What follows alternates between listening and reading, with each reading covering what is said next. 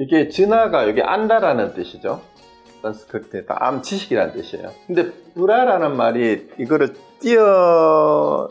뛰어넘다라는 뜻도 있고 이전이라는 뜻도 있어요. 영어의 접두의 프리하고 똑같아요.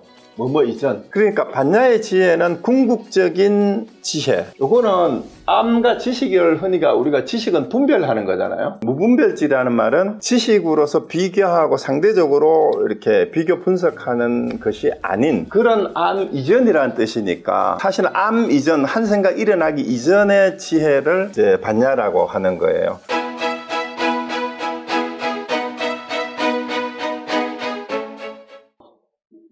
네, 반갑습니다. 오늘은 우리 여기 강의실에 우리 손님이 많이 오셨습니다. 6분, 현장에서 직접 들으신 분 계시고요. 아리조나에서 서법사님하고 오렌지 카운티 오법사님이시죠? 예, 오랜만에 이제 계시고, 한국에서 우리 방부님도 한국에서 오셔서 강의실에 같이 계십니다. 회장님하고 강원교사님. 오랜만에 직접 그 두 분만 여기 계시다가 여러분이 앞에 계시니까 저도 반갑고, 좋습니다. 직접 얼굴 대면하고 하는 게 훨씬 더 신이 나는데 카메라만 보고 하다가 오늘은 여러분들이 앞에 계시니까 더 기분이 좋은 것 같습니다. 자, 오늘 이제 수신결 정정분의 7번째 질문인데요. 수신결 전체에서 아마 오늘 하는 내용이 가장 이제 중요한 부분인 것 같아요. 제가 생각하기에. 특히 수신결에서 우리 보조국사께서 주장하고 계시는 도노 후 점수 가운데 깨달은 다음에 점수해야 되는 이유를 밝히는 부분이 오늘 하는 부분입니다.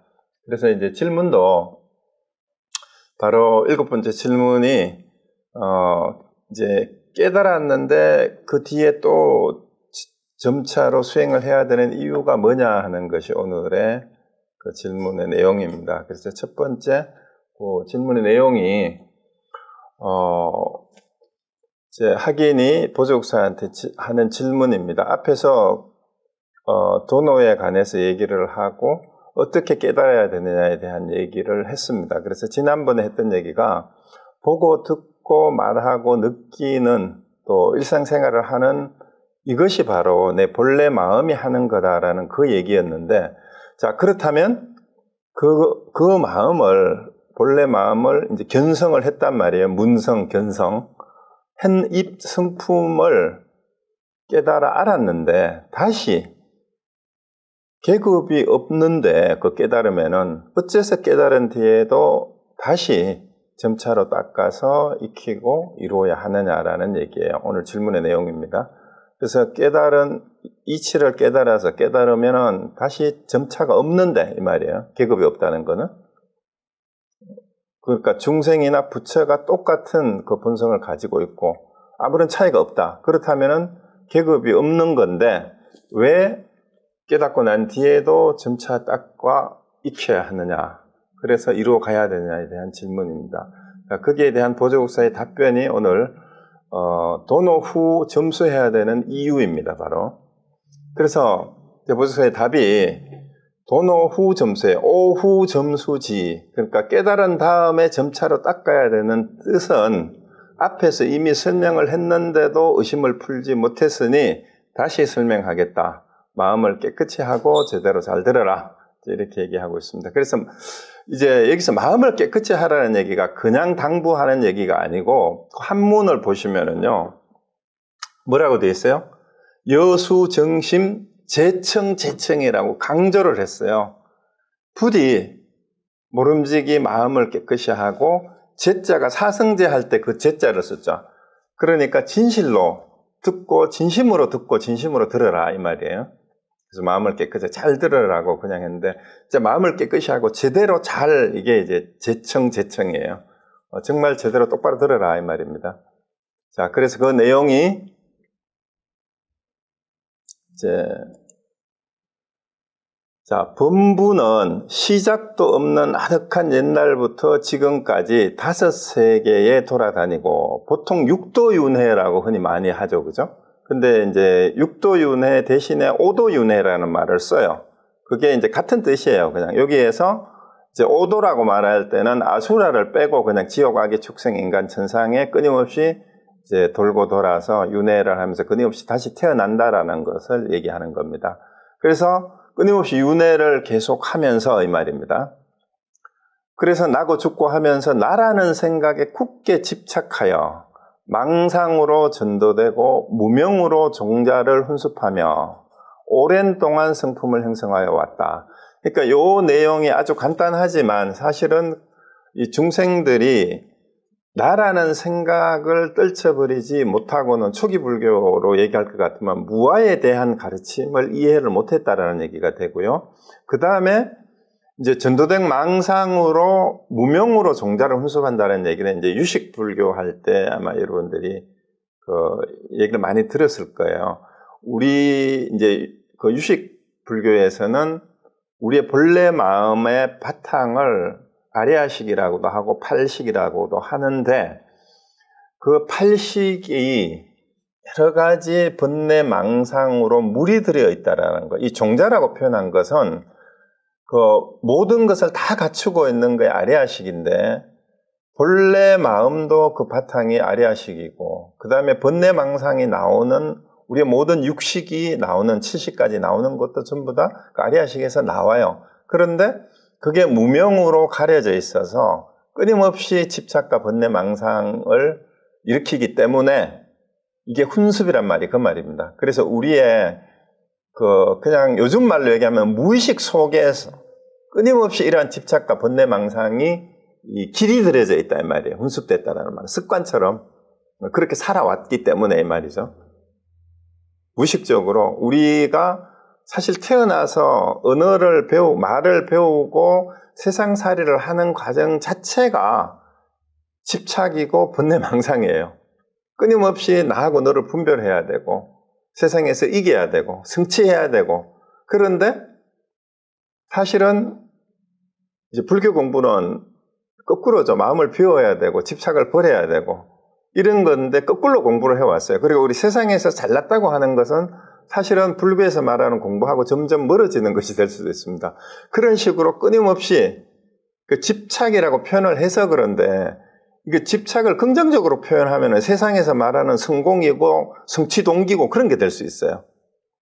그러니까 경제적으로든 지식으로든 아니면 세상의 명예든 이런 것들을 통해서 성공하는 스토리가 영웅이 되고 세상에 잘난 사람이 되는 그런 교육을 우리는 계속 받아왔잖아요.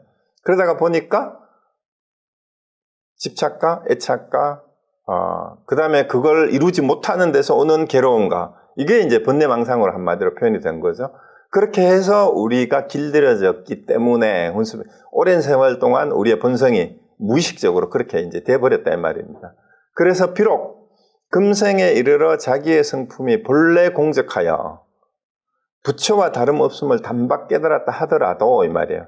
그래서 이제 그렇게 사는 삶이 이게 진짜 사는 게 아니다. 어떻게 하면 그러한 삶의 애착으로 인하여 생기는 괴로움에서 벗어날 수 있을까?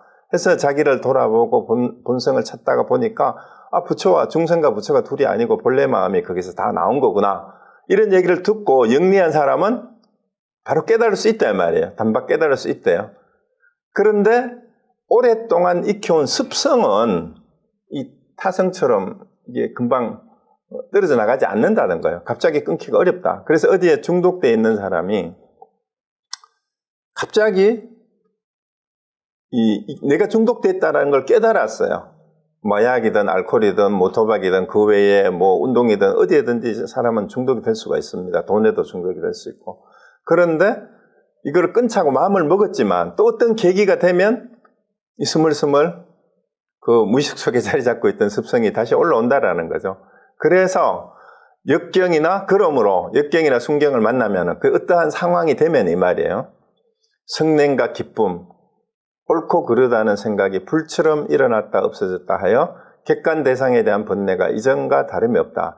그래서 깨달은 것 같은데 다시 상황이 바뀌어가지고 어떤 그러한 상황에 부딪히게 되면 여기서 객관 대상은 객진 번뇌라고 했는데 육경에서 생겨나는 번뇌라고 이해하시면 돼요. 객진이라는 말은 이제 객관적인 육경에서 이제 말하는 색성량 미촉법 6경을 얘기하잖아요. 그러니까 세상에 살면서 부딪히는 형상과 소리와 그 외에 여러 가지 느낌과 감촉 같은 것들이죠. 그래서 이것으로 인하여 번뇌가 그전과 다름없이 또 생겨난다라는 거예요. 그래서 만약 반야의 지혜로서, 이 반야의 지혜는 뿌라즈나라는 말은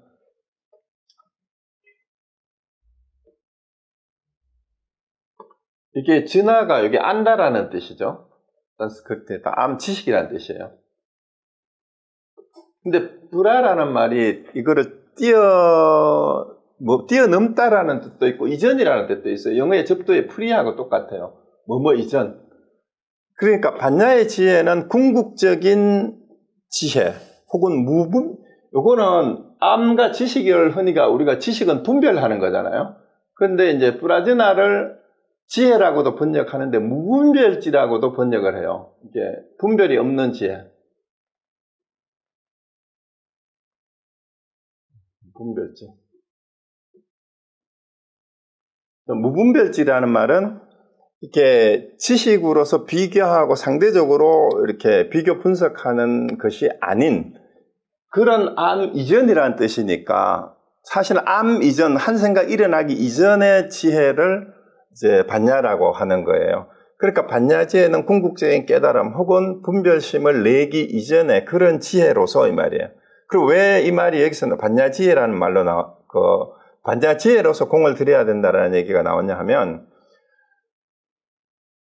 객관 대상에 부딪혔을 때 이 말은 그냥 내가 비록 내 본성이 원래 부처임을 깨달았다 하더라도 세상을 살아가다가 어떤 상황에 부딪히게 되면 다시 분별하고 판단을 해야 되고 또 경쟁을 해야 되고 또 애착과 집착을 가지고 늘 하던 방식대로 일을 처리해야 되는 상황에 우리는 계속 부딪혀요. 매일매일 살면서. 그래서 그럴 때 내가 역경을 만나면 썩내고 힘들어하고 순경을 만나면 기뻐하고 이렇게 되잖아요. 그런데 기뻐할 때도 순경도 역시 경계고 상황이 마찬가지예요. 그래서 거기에 대한 집착과 애착을 떨쳐버리지 못하고 늘 하던 습관대로 하게 마련이라는 거죠. 그래서 그런 상황에 부딪혔을 때 그것을 판단하는 좋다 싫다 그 다음에 옳다 그르다라고 판단하기 이전에 나의 본래 바탕의 지혜를 가지고서 공을 들이고 노력한다라는 얘기가 그 깨달음을 바탕으로 반야지혜에 대한 깨달음을 바탕으로 다시는 집착으로 인한 번뇌망상을 따라가는 삶을 살지 않아야지 하고 늘 깨어있으려 노력을 하는 게 그게 공들이는 거예요. 그렇게 하지 않으면 어떻게 이 무명을 다스려 크게 쉬고 쉬는 경지에 이룰 수 있겠는가.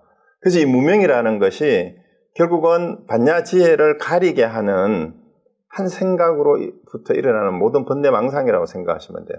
그러니까 이게 무의식에 너무나 깊이 오랫동안 우리 무의식 속에 자리 잡고 박혀 있기 때문에 쉽게 이걸 버리지 못한다. 그래서 깨닫고 난 다음에도 정말로 다시는 거기에 물들고 끌려가지 않도록 하는 공을 들이지 않으면 습관을 따라서 또 옛날에 했던 짓을 또 하게 된다라는 그 얘기입니다.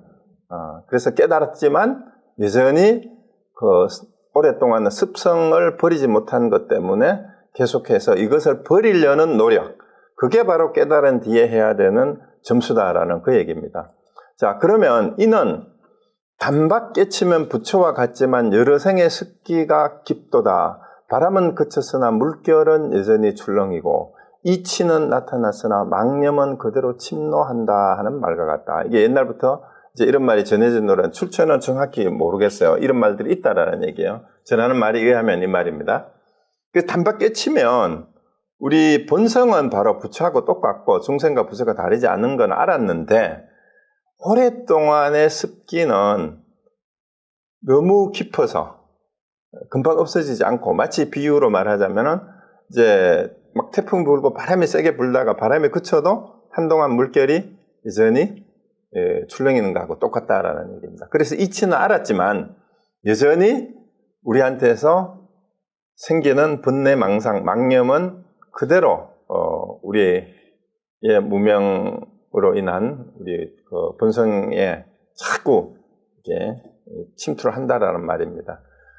또 여기서 그 다음에는 이제 대종고 스님은 바로 가나선을 체계화한 스님으로 알려져 있죠. 그 서장이라는 거하고 대의어록이 또 별도로 있는데요. 대종고 선사도 이 말씀을 하셨어요. 간혹 영리한 무리들은 별로 힘들이지 않고 이 일을 깨치고는 곧 쉽다는 생각을 내어 다시 닦지 않아 그대로 세월이 가면 전처럼 떠돌다가 윤회를 맺지 못한다고 하셨다.